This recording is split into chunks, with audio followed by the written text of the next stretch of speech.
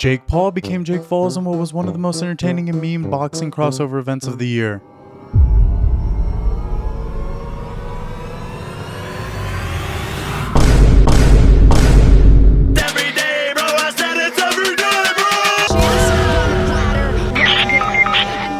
Jake Paul, after brutalizing old man on Social Security, finally came to his end in what was a poetic end for himself, being battered by the older man and bigger man. From starting your career fighting an unprepared British gamer chud to getting your career ended by one of the greatest British heavyweight boxers of all time. Poetic indeed. Credit to Jake Paul, he attempted to fight Anthony Joshua, heavyweight champion of the world, one of the greatest heavyweight fighters of all time, and certainly one of the greatest fighters from the UK as a whole.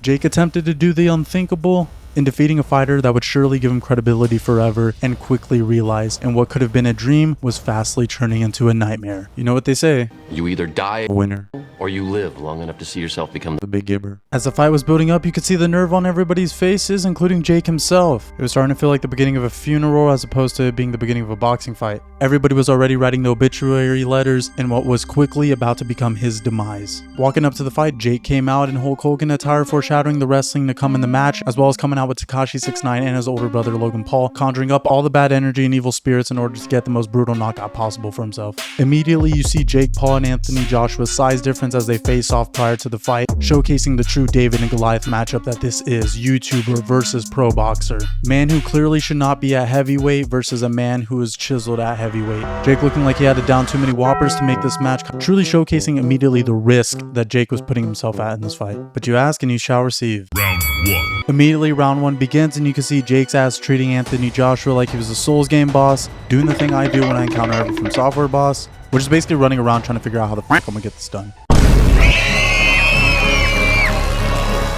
Round 1 finishes, Jake Paul looks a little surprised he made it out alive. He gets a little advice from Unc, Anthony Joshua composes himself, and then we proceed to round 2. Round 2. Round 2 begins, and something funny you'll notice throughout the rounds is Logan constantly bickering in the back, trying to tease up Anthony Joshua. Why would you poke the bear? I wouldn't understand why. You basically set up your own brother's fucking grave. Definitely seems like you hate your own brother more than the internet at this point. Hey, but I can respect you at least attempting to try to back your little bro. Jake continues to be on the bicycle for round 2, trying to gauge his distance to Joshua and make it out for as long as he can. A bad trend you notice in round 2 is Jake finally starts to throw some shots, which isn't the bad part. The bad part is an immediate problem you realize is whose gun is bigger. Every time Jake throws his feints or his jab, Joshua doesn't really react, showing that he doesn't seem to respect Jake's power. But to any jab Joshua throws to Jake's face has Jake cartoonishly wincing and flinching. Props to Jake, he does have some particularly good moments in which he does dodge some of Joshua's power punches, sticking his tongue out and flexing that he does have the balls he does claim he has.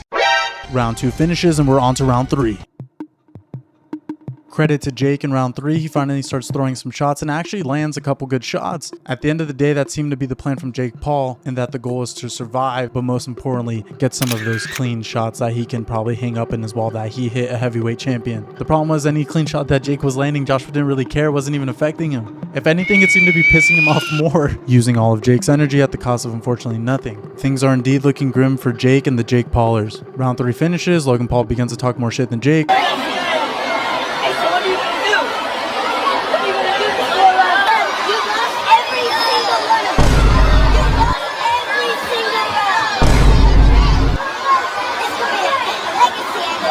Jake gets more advice from Unc, and we're on to round 4, the round I call the beginning of the end.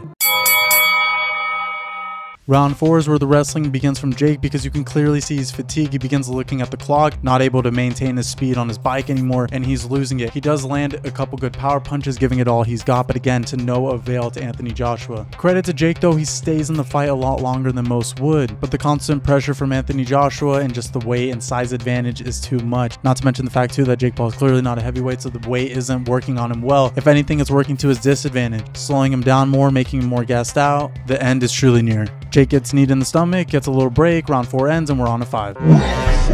By this point, Jake is cartoonishly fatigued. He can barely even stand. He's wobbling around wildly, and any jab that Joshua is hitting is making him wince ridiculously. The power punches he's throwing are good shots, but they're not affecting AJ enough. The game plan to be on the move proved to be a good one, but just not one that was sustainable for him.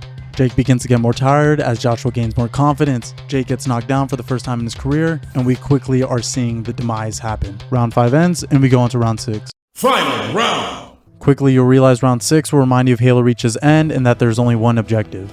survive. This is where I began to feel bad for Jake Paul. I was never the guy that wanted to see him get hurt brutally, but it looked like it was going to happen. I felt so bad every punch he was throwing. You could tell he was doing with all his might, but it just wasn't working. He didn't have the stamina anymore. Josh was getting more confident. He was pressing on him harder. All that training with Neon and Aiden Ross had caught up to him. Jake truly needed to pull something out of his bag miraculously if he was going to come out with any kind of win.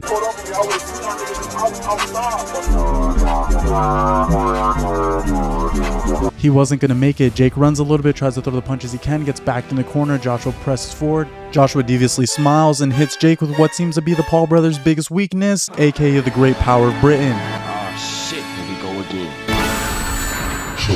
And just like that, the fight is over. This ideology, this dream, this idea, this concept that if a YouTuber trained for just a little bit of time, a couple of years, could he compete with world level champions that are active, is proven false. The internet memes, the internet screams, and it's all said and done. That is all she wrote. I really don't care what anyone says. At the end of the day, big props to Jake for taking on a heavyweight champion, especially one at the likes of Anthony Joshua. Yeah, he was heavily enticed to do it considering he won $90 million+, but regardless, it came at the cost of a cracked jaw, so I give him massive props.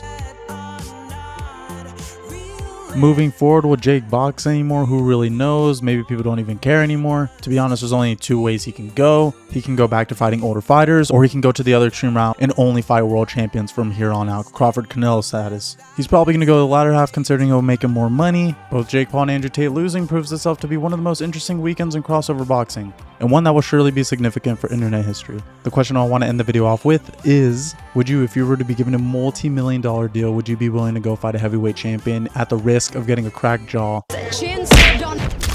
Or would you just run for all the rounds and cash out that check?